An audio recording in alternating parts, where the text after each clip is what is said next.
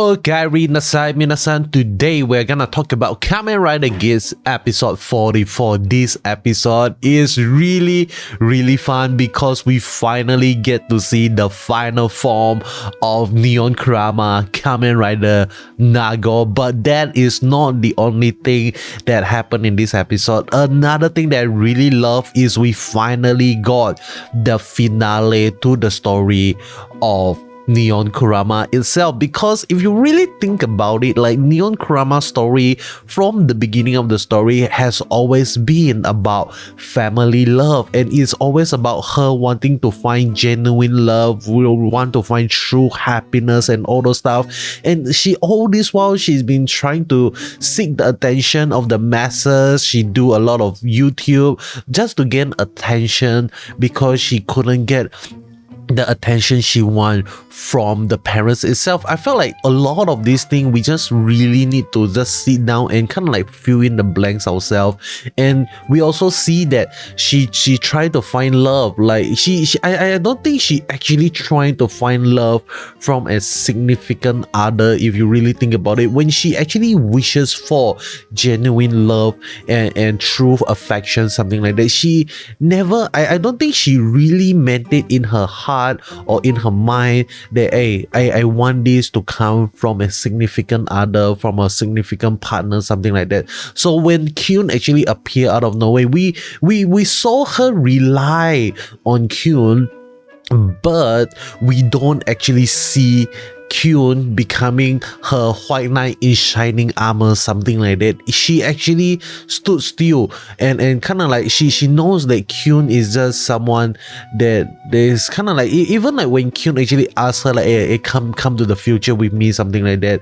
And that for a lot of people would actually be kind of like a dream come true. You are able to escape your life, something like that. But she actually hesitated because deep down, I believe she actually want to reconcile with the parents. She wants the love to actually come from her parents itself rather than come from someone random like Kyun, something like that. So I know maybe this type of story ending for Neon Kurama is not what everyone actually wanted for her, because a lot of people would actually say that hey, what the parents did is unforgivable, something like that. But I felt like they did a really amazing, the way they actually explain it is really amazing. I really love it. I love how the father at the end of the day decided that hey, Neon is also my daughter. And there's a scene in this episode where we actually get to see that the father actually like kind of like saw the little Akari, and the Akari went to the father, and when she actually come back to reality, she saw Neon. I felt like that scene is like, even though the way they actually cut it up in the episode itself seems really weird, but when you look at it in a story perspective, it is so emotional, because the father finally get to do what he always wanted to do all those years ago. Like he wanted to save Akari, and this time he actually has the opportunity to do that, to save his daughter. He has the opportunity to actually save Neon Kurama. So that is something really amazing in a story writing perspective. So I'm really happy for Neon because she finally got the love that she really wants. Like she finally felt accepted from the mother, felt accepted from the father itself. You might be thinking to yourself like, why all this while the mom always seems to kind of like being overprotective and all those stuff? Like why out of nowhere right now, like the mom doesn't seem that psychotic anymore, something like that. And I felt like that is just kind of like something that we just need to deal with. Like the mom is dealing with the a trauma, and we need to understand that, and now like she knows that Neon has already grown up and something like that. Then the relationship changed. Okay, like when you are in a family, it's not always just about like wow, every day is happy. There's always gonna be argument no matter what. So it's really good to see that they portray family in not kind of like a perfect sense, but they actually show like what a real family would actually be like. Sometimes you hate one another, sometimes like overbearing, something like that, but at the end of the day, like the family is like the only relationship in life that love without any condition. You love not because like you want to love this person, but because they are family, so you choose to love them. Because you can choose your friend, but you cannot choose your family. And I felt like this is something that all of us really need to learn from the story itself. So with that being said, I felt like a lot of you might have already clicked off the video because like, oh, this shit, blah blah blah blah, something like that. But I'm gonna proceed, okay? Because in this episode we also get to see something really interesting, and that is Keiwa. Okay, I felt like this episode we get to see Keiwa like just spiraling out of control. When he heard about like at the beginning of the episode, he said like, hey, you kidnapped Neon, like I didn't heard about this, why didn't you tell me about this? So and then when he was actually confronted by Buffa itself, like Buffa was challenging his morale, challenging his value. It's like, wow, it's like, why you what happened to the war peace seeking Keiwa? What happened to that war peace tycoon? Like, where is he now? And Keiwa says that, what's the point of having war peace when my war is not at peace itself? So you could actually see that Keiwa is the type of person that will only give when he will only give when he is like, how do I actually explain it? He give when he have more than enough. Just like how, like, you know, like I think the Bible actually says this really amazingly. Like, it is like there's the story in the Bible where there's this lady who actually pour like when he give her offering to God, to Jesus, something like that, he only give kind of like a few copper coins or something like that, and a lot of people actually mock her, like, wow, you only give so little, something like that. But I think Jesus, I don't know, I forgot who already, but someone in the Bible said like, you know, this old lady give give everything she have, while some of you only give the little that the give from the many that you have. What am I trying to say here? Oh shit.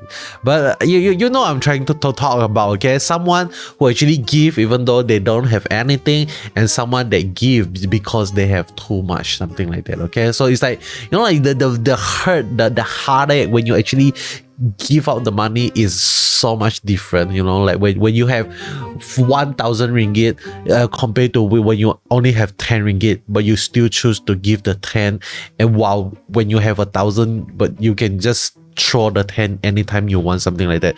So that is also really interesting, because if you there's also another Bible story that I actually remember that I can actually link to the story of Keiwa right now, because like there's this story in the Bible, and it's about this character called Job, okay? Like a very weird name. Until today I still do not know why he is called Job, but his name is Job, okay? So his name is Job, and one day in heaven, something like that, when they are like the angels are worshiping God, blah blah blah, suddenly out of nowhere, like Satan walks in, and Satan tell God, like, you see Job, you know, like good and faithful servant, and you know, like, and Satan said that he worships you because you give him so many things, because he has a wonderful family, because he has the riches on the world.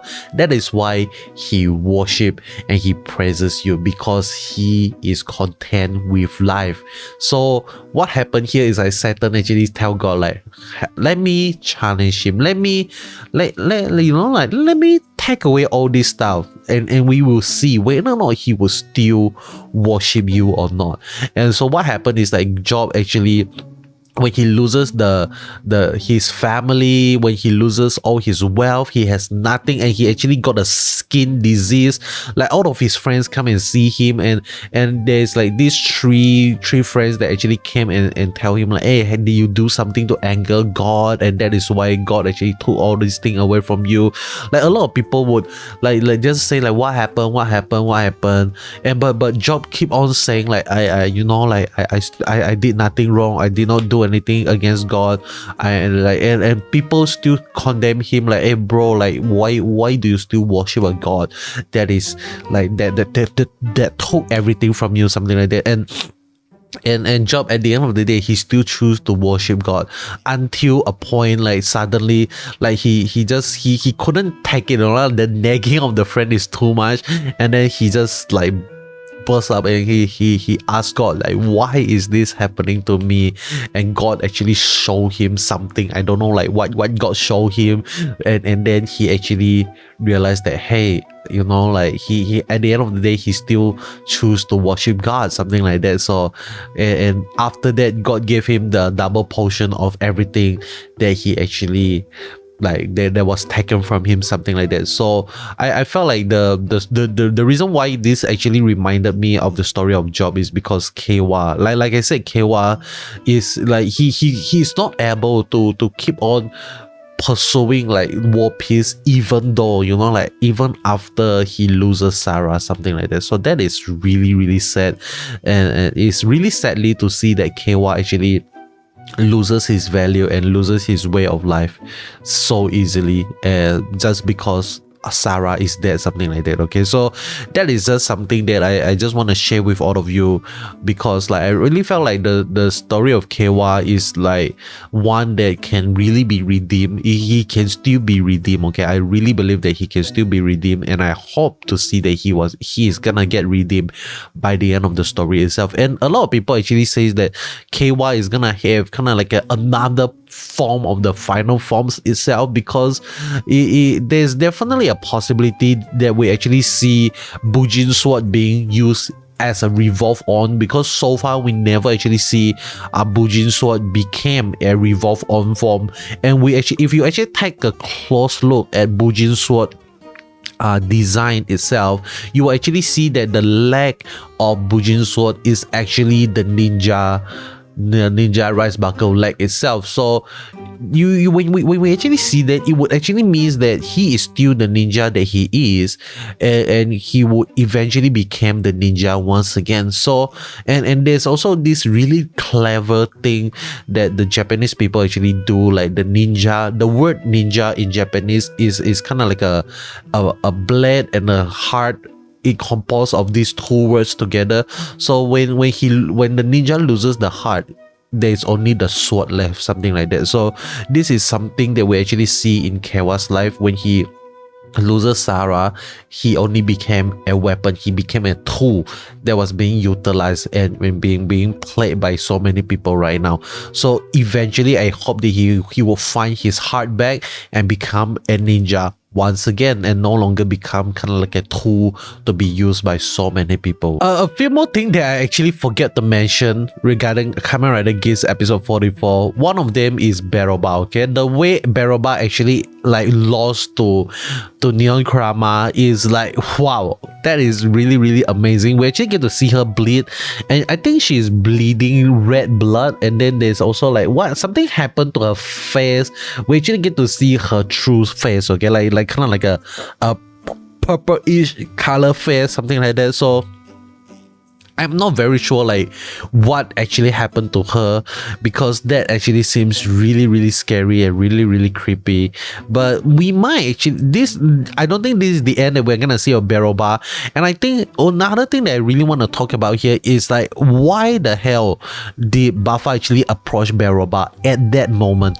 It almost seems like Buffa and Beroba is trying to work together, something like that. But maybe because Buffa lose to Kewa, remember, in episode 44, so he might actually be looking for he's gonna take away Beroba's like premium card, or maybe he's gonna take away Beroba's laser rise riser, so that is gonna be his final form. Okay, like maybe, sorry to disappoint all of you, maybe the final form of Buffa is gonna be zombie and laser rise, so it become laser rise but zombie, something like that. Maybe that is I don't know, just a theory, just a possibility. But okay, so that is what happened in this episode. Fantasy is we finally get to see Neon use fantasy. We get to see Kewa's story arc. Next episode is gonna be really insane because Daphan is back. That is why the school shooter is back, boy. Oh my god. And then and Mero is also in the next episode preview. So like, what? Kuro's Geats is also in the next episode preview. Also was like, what is going on, man? Like, are they gonna make an episode kind of like connected to the movie itself? Because if that is the case, I would be really, really sad, okay? Because we are not able to watch it in a chronological order, because like, for those who are not in Japan, we can't watch the movie after episode 45, okay? Like, we have to wait until like Kamen Rider Gochan episode 12 or something like that, and then we are gonna come back and watch the movie itself. So if the movie has a serious implication to how the story goes on for Kamen Rider Geats, I just have to say, I don't know, man. I really hope that it doesn't like carry too much stuff from the movie to the series ending itself, because I really want to enjoy the entire story in the fullness when it is actually airing, okay? But that is all from me. It is a really fun episode 44. But next week, episode 45, is it gonna be amazing? Are we finally gonna see the conclusion for the Dark Kewa arc? I don't know, but I really do hope that we get to see more of Bujin Sword in the future itself, okay? But that is all from me. Hope you enjoy. If you made it this far into the video, means you enjoy my content. I have a special word for you to comment in the comment section below to let me know you actually finished the video. So the word today is Blue Eyes White Dragon. Why Blue Eyes White Dragon? Because I have not built my Blue Eyes White Dragon. I bought 3 blue eyes, and until today I haven't got the time to build it.